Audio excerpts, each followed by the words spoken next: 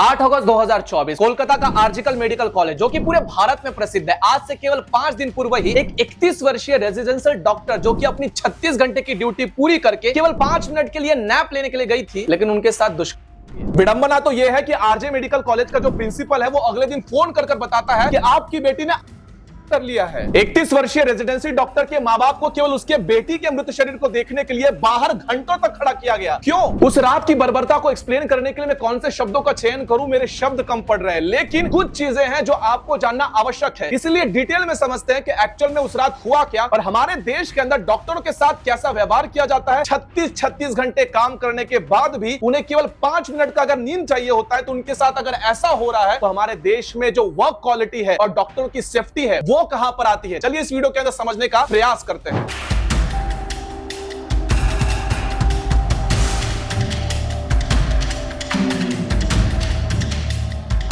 मेरे बहुत सारे डॉक्टर दोस्त हैं, जिनमें से एक मेरी बहुत खास दोस्त है। उससे बात करते करते अचानक से मेरे मुंह से निकल गया कि मैं अपनी बेटी होगी तो उसे डॉक्टर ही बनाऊंगा। लेकिन तब उन्होंने जो मुझे रिप्लाई दिया वो सुनकर थोड़ी सी हंसी भी आई, लेकिन अब समझ में आ रहा है उनका रिप्लाई ऐसा क्यों था। जब मैंने उनसे कहा था कि मैं अपनी बेटी को डॉक्टर बनाना चाहता हूं, तो उन्होंने कहा था कि अपनी बेटी को नरक में झोंक देना, डॉक्टर मत बनाना। एमबीबीएस करने के लिए 5 वर्ष लगते हैं, उसके पश्चात अगर आप लोग एमडी या फिर एमएस करना चाहते हो तो अलग से 3 वर्ष लगते हैं। यानी कि 8 साल का एक बड़ा सा लंबा सा पीरियड होता है जहां पर आप लोग अपना सब कुछ दे देते हो, खून पसीना नींद सब कुछ, भूख प्यास सब कुछ भूलकर आप काम करते हो ताकि लोगों की जान बचा सको। आप अपने माँ बाप के सपने अपने कंधों पर उठाकर रखते हो, एक रेजिडेंस डॉक्टर बनते हो, यानी कि एक ऐसा डॉक्टर जिसके लिए ऑफिस ही हॉस्पिटल है और हॉस्पिटल ही उसका घर है। आराम करने की कोई गुंजाइश नहीं। 31 वर्षीय रेजिडेंट डॉक्टर आरजेकल हॉस्पिटल के अंदर जब काम करके थक कर 5 मिनट की नींद लेने के लिए जाती है तो उसके साथ ब्रूटली क्या हो जाता है।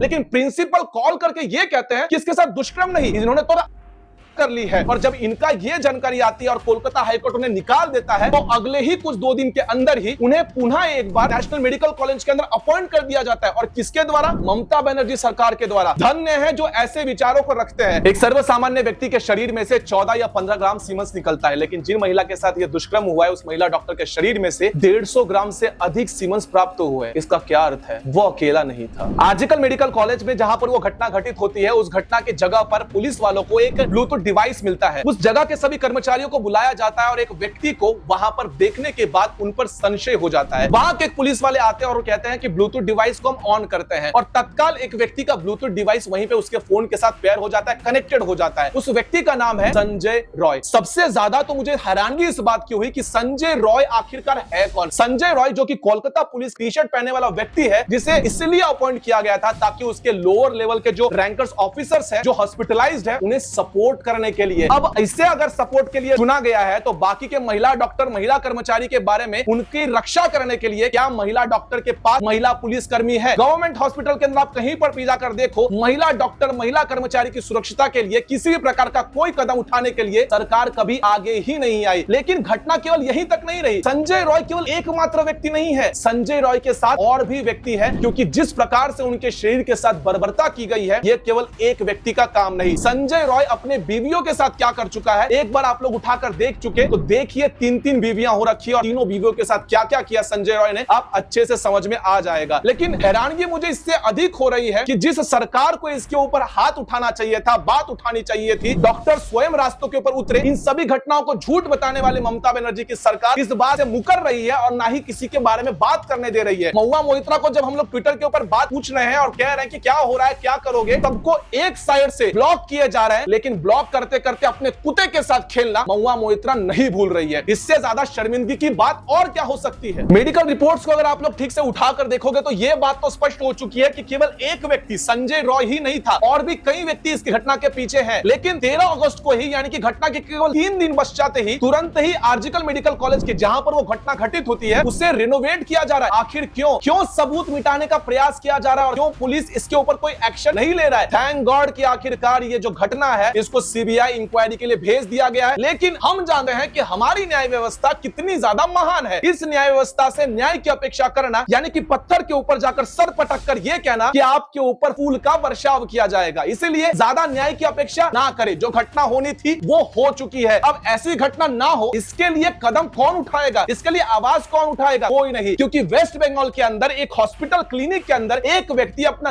बाहर करके एक महिला डॉक्टर के सामने आकर नाचता है, लेकिन कोई कुछ नहीं कर रहा है। भाई वो आकर सब कुछ करके निकल के दौड़कर भाग जा रहा है। वो महिला डॉक्टर हाथों में जब कैंची उठाती है, जब स्वयं अपनी रक्षा करने की बात करती है, तब जाकर वो व्यक्ति वहां से निकलता है। ऐसे एक ना अनेक घटना क्वचित होते रहते हैं और बार बार होते रहते हैं। इसके ऊपर अगर सबसे ज्यादा एक्शन लिया जाए तो यही है, जो टॉक्सिक वर्किंग आवर्स है वो थोड़ा सा रेस्ट करिए। एक डॉक्टर जो आपके बेटी के, आपके बाप, आपके भाई, आपके बेटा सबकी रक्षा करता है, वो व्यक्ति 36-36, 40-40 घंटे बिना ब्रेक के काम करेगा और उसके बाद आप लोग एक्सपेक्ट करते हो कि उसके हाथों से कोई गलती नहीं होनी चाहिए, क्योंकि डॉक्टर यानी कि तो भगवान है और भगवान से कभी गलती नहीं होती है। लेकिन उससे अगर हो गया तो मार पीटने के लिए किसको आते हो? नेता लोग गाली किसे देने आते हैं? पुलिस ब्लेम किसे करती है? डॉक्टर्स को कहती है। लेकिन उनके साथ क्या हो रहा है, आप लोगों ने एक बार भी सोचने का प्रयास किया? नहीं। और नहीं किया होगा तो एटलीस्ट अपनी आवाज को जितना हो सके उतना ज्यादा निकालने का प्रयास करें। अगर इन जैसे दोगले इंसान जो तुरंत ट्वीट करते हैं, अगले क्षण में डिलीट कर देते हैं कि मेरे सब्सक्राइबर्स बुरा मान जाएंगे या वेस्ट बंगाल पुलिस की तरफ से कोई नोटिस जारी हो जाएगी या तुरंत मुझे कुछ न अपने जो सरकार है उसकी तरफ से फंडिंग आना रुक जाएगा, तुरंत ट्वीट डिलीट करने वाले ऐसे दोगले लोग मिल जाएंगे। तो जितना अधिक हो सके अपने हॉस्पिटल के, अपने डॉक्टर के भाई बहनों सबकी रक्षा करने की जिम्मेदारी आपकी है। जितना हो सके उतना ज्यादा इसके ऊपर आवाज उठाइए। केवल 2 दिन, 4 दिन, 5 दिन चिल्लाने से कुछ नहीं होगा। न्याय जब तक नहीं मिलता तब तक गला ठोकते रहिए। आशुतोष झा यूट्यूब चैनल के माध्यम से डॉक्टर को भावपूर्ण श्रद्धांजलि और ऐसी घटना पुनः ना हो, यही ईश्वर से प्रार्थना करते हैं। जय हिंद, जय सनातन।